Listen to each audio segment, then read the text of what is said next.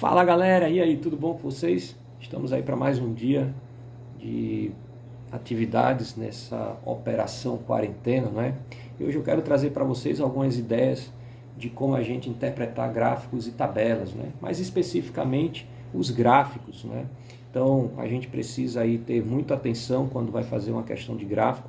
Primeiro observar o título desse gráfico, as informações que estão contidas no eixo vertical e no eixo horizontal e os dados que aparecem nesse gráfico. Então, acompanha aí a aula, vamos juntos aqui na lousa interativa ultramoderna, né? Então segue aí, fica de olho, não perde a atenção.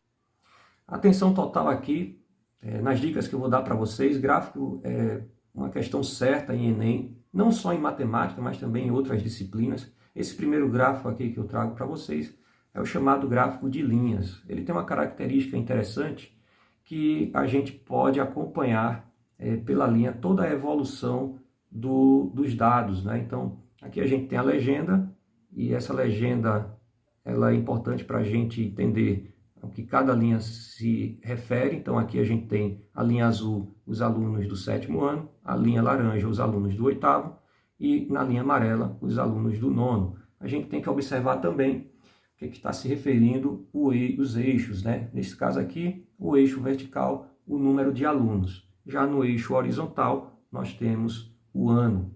Então, a gente consegue acompanhar com mais detalhes a evolução de todos esses dados. É para isso que serve um gráfico de linhas. Então, a gente vai aqui trazer uma questão para vocês, que foi do Enem, e ela diz assim: o dono de uma farmácia resolveu colocar à vista do público o gráfico mostrado a seguir, que representa a evolução do total de vendas em reais de certo medicamento ao longo do ano de 2011. Então, a gente tem aqui no eixo vertical as vendas em reais e no eixo horizontal o mês.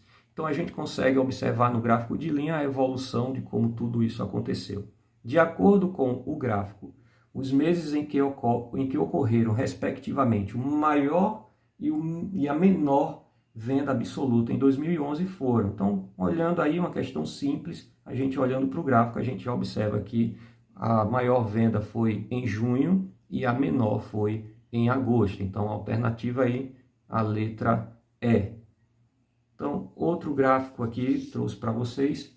Sei que vocês já estão cansados de ouvir sobre o vírus, né? Mas eu trouxe aqui só para a gente entender uma ideia da projeção da evolução do vírus no Brasil. No dia 11 de março, a gente tinha uma projeção de 52 casos.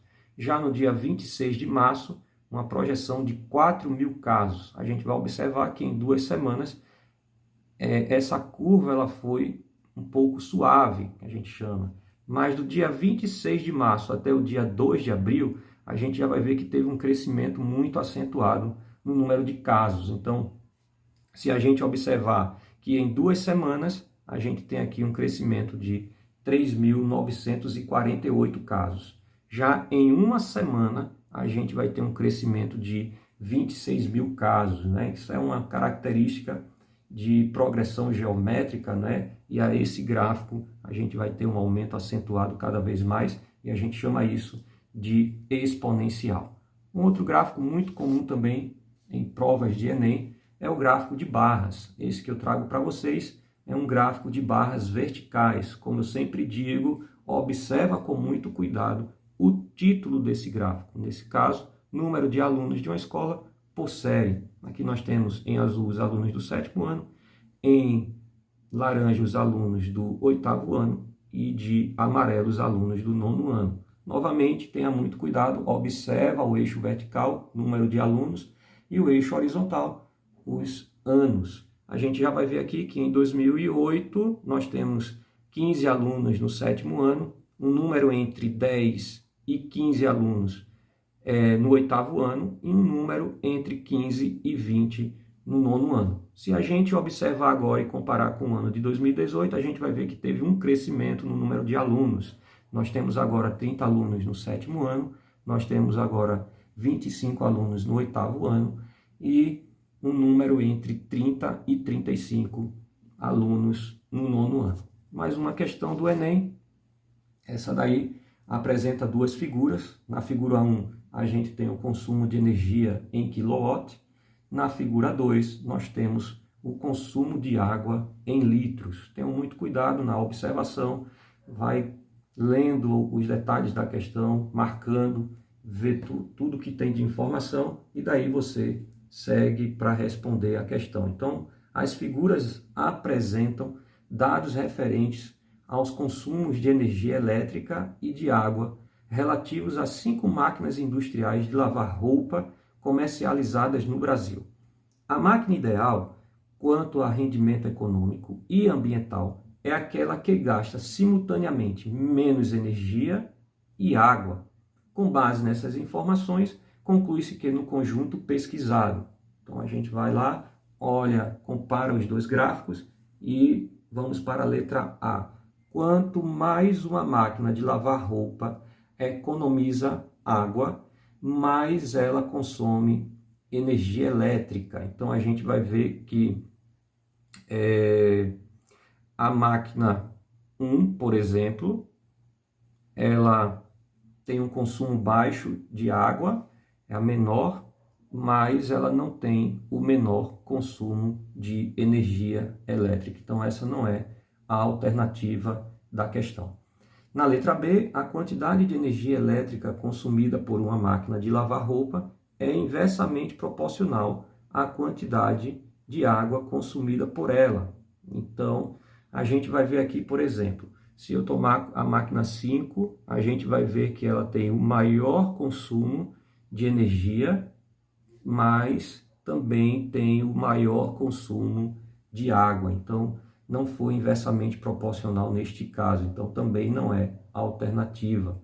Na letra C, diz assim: a máquina 1 é ideal de acordo com a definição apresentada. Então, vamos lá de novo. Qual foi a definição apresentada? Ela diz que a máquina ideal, quanto a rendimento econômico e ambiental, é aquela que gasta simultaneamente menos energia e água. Então, a gente já vê que a máquina 1, ela gasta menos água, mas ela não é a que gasta menos energia. Também não é a resposta da nossa questão. Na letra D, a máquina que menos consome energia elétrica não é a que consome menos água. Então, a gente vai ver aqui, a que consome menos energia elétrica é a máquina 3. E não é a que consome menos água, porque a que consome menos água é a máquina 1. Essa daí é a nossa alternativa correta. Mas só para a gente entender, a letra E diz: a máquina que mais consome energia elétrica não é a que consome mais água. A máquina que consome menos energia elétrica não é a que consome mais água. Está errado. Então aí a gente fica aqui, a alternativa correta é a letra D. Mais uma questão, para a gente terminar aqui, diz assim: a escolaridade dos jogadores de futebol nos grandes centros é maior do que se imagina, como mostra a pesquisa a seguir, realizada com os jogadores profissionais dos 4 principais clubes de futebol do Rio de Janeiro. Então, a gente já vê aqui o total de jogadores entrevistados, aqui o número de jogadores no eixo vertical e aqui os dados da escolaridade. De acordo com esses dados, o percentual de jogadores dos 4 clubes que concluíram o ensino médio é de aproximadamente. Então, aqui tem um detalhe muito interessante, que alguns alunos, se estiverem desatentos na hora de fazer a prova, vai deixar passar em branco. Diz assim: concluíram o ensino médio. Muita gente vai correr em cima somente deste dado aqui.